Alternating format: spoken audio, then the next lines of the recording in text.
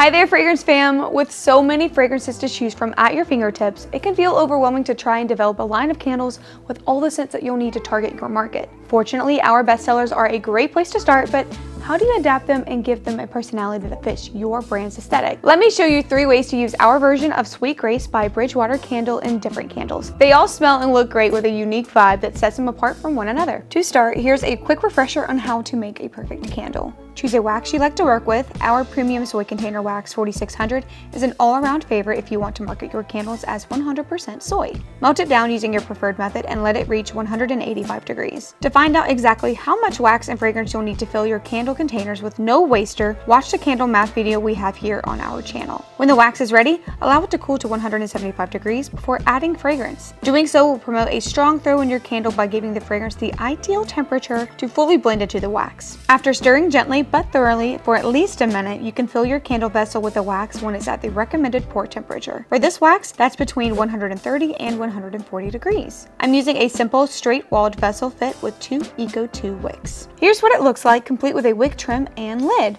I've also got 2 other candles made with the exact same wax and fragrance. Even just the difference in jars gives each candle its own visual language. A wide-mouth, double-wick jar like the one I used here is a minimalist staple. It lets the candle speak for itself and would fit right in on a shelf with classy editorial decor. This mason jar is also made of clear glass, but the structure is entirely different. It gives the candle a rustic, upcycled look, as mason jars are commonly associated with a farmstead aesthetic. And finally, a straight-walled matte pink jar. By incorporating color into your packaging, you can weave your own personality into each creation with minimal effort. I chose pink because it matches our version of Bridgewater Candle Sweet Grace really well. And speaking of fragrance, let's talk about how you can set a scent apart even if it's a well-known bestseller. Even though all of these candles have notes of passion fruit, tea, and patchouli, renaming a fragrance can frame it uniquely to your brand. For example, a minimalist name is perfect for a minimalist candle.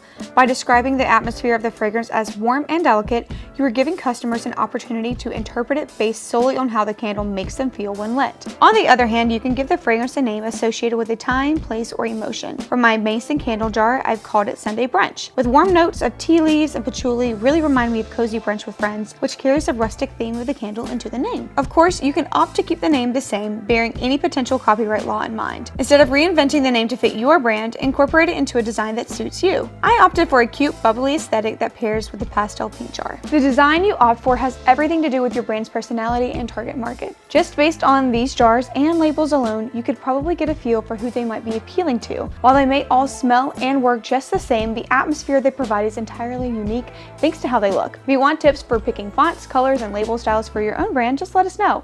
We'd be happy to help you put together a guide for building your own brand kit from the ground up. Until then, guys, thanks so much for watching, and I'll catch you guys in the next video really soon. Bye!